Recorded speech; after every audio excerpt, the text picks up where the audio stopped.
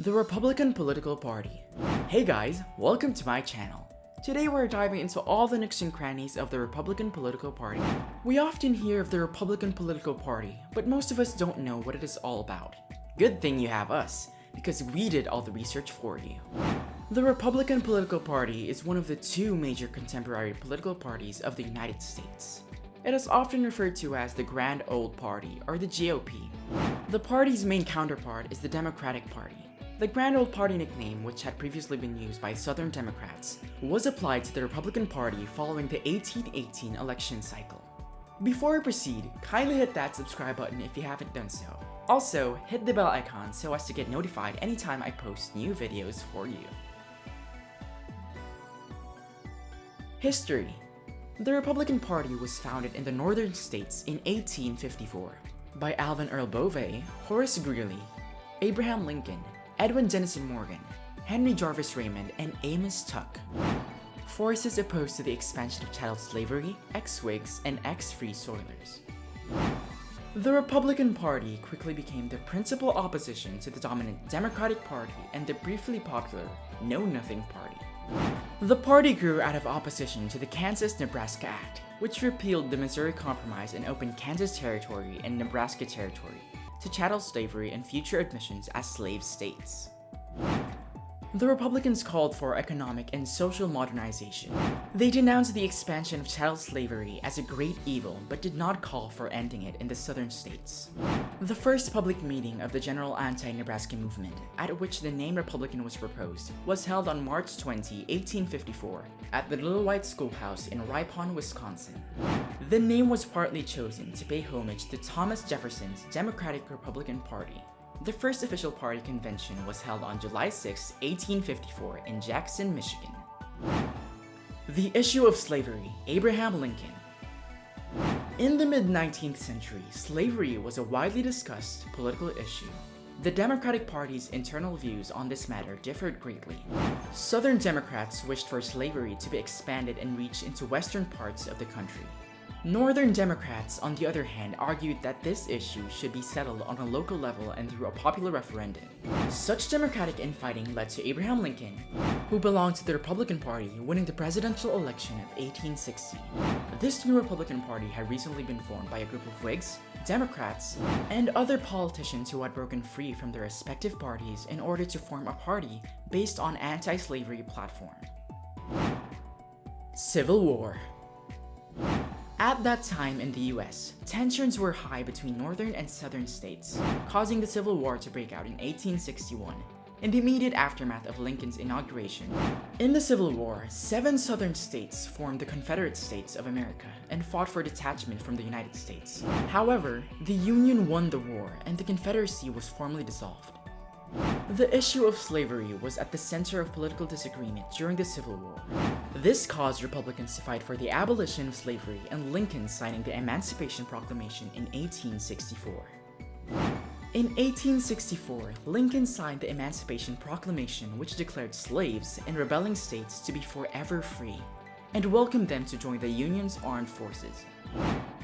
The abolition of slavery would, in 1865, be formally entrenched in the Constitution of the United States, with the adoption of the 13th Amendment.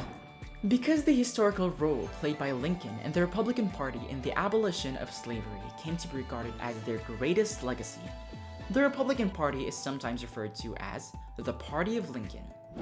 The prolonged agony of the Civil War weakened Lincoln's prospects for re-election in 1864.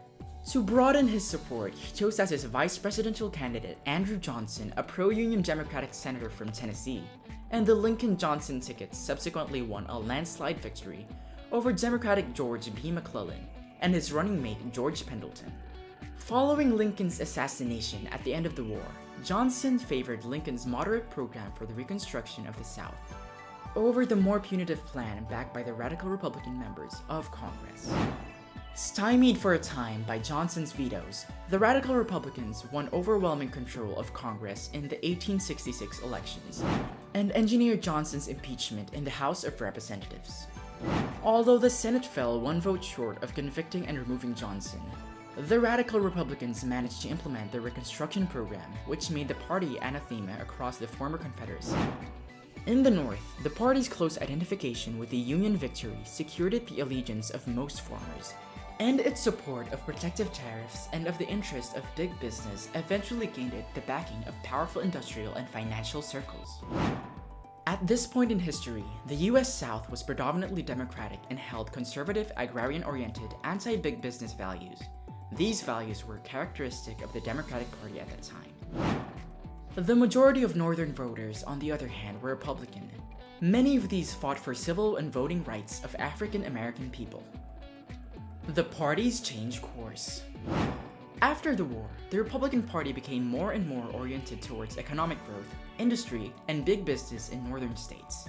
And at the beginning of the 20th century, it had reached a general status as a party of the more wealthy classes in society.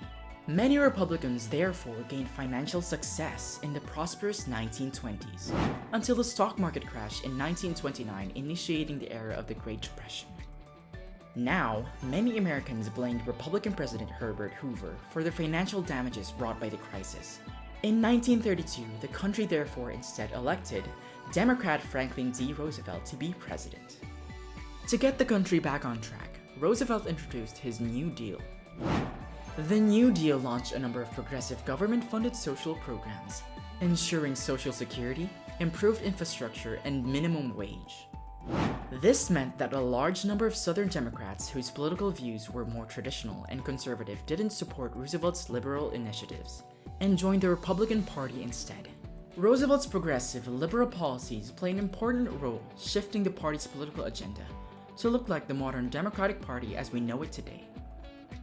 And after Roosevelt died in 1945, the Democrats stayed in power with Harry S. Truman in the White House.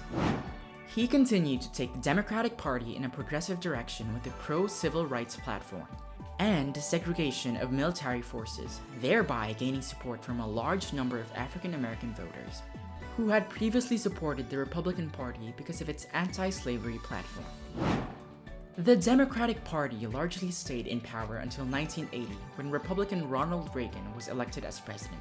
Reagan's socially conservative politics and emphasis on cutting taxes, preserving family values, and increasing military funding were important steps in defining the modern Republican Party platforms. American politics today. After 2 terms in office, Obama's successor, Republican and well-known businessman Donald Trump, was elected. He moved into the White House in 2017. 2 of the main accomplishments on Trump's agenda were providing tax reliefs and establishing strong borders in order to reduce the number of undocumented immigrants entering the United States. The election of Republican Donald Trump to the presidency in 2016 marked a populist shift in the Republican Party. Trump's defeat of the Democratic candidate Hillary Clinton was unexpected.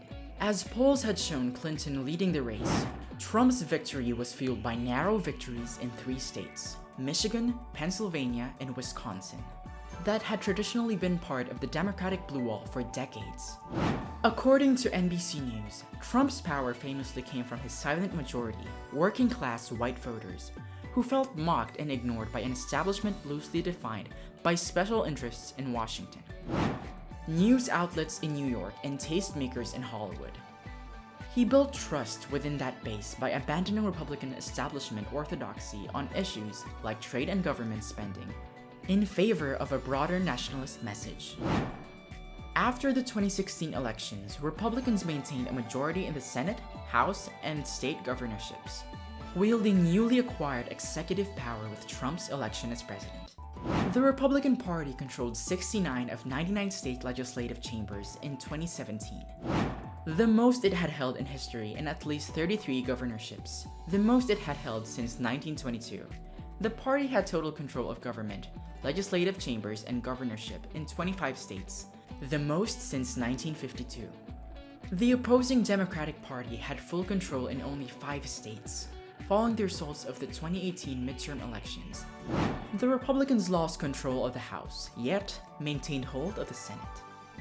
Over the course of his term, Trump appointed 3 justices to the Supreme Court: Neil Gorsuch replacing Antonin Scalia, Brett Kavanaugh replacing Anthony Kennedy, and Amy Coney Barrett replacing Ruth Bader Ginsburg. The most appointments of any president in a single term since fellow Republican Richard Nixon. Trump was seen as solidifying a 6-3 conservative majority. He appointed 260 judges in total, creating overall Republican-appointed majorities on every branch of the federal judiciary, except for the Court of International Trade by the time he left office, shifting the judiciary to the right. Other notable achievements during his presidency included passing the Tax Cuts and Jobs Act in 2017, moving the US Embassy in Israel to Jerusalem, creating the United States Space Force, the first new independent military service since 1947, and brokering the Abraham Accords, a series of normalization agreements between Israel and various Arab states. The Republican Party is a party with a vision and principles judging from their history and records over time. We have come to the end of this video. Kindly like and share, and be sure to subscribe if you haven't done so already. Thank you and goodbye for now.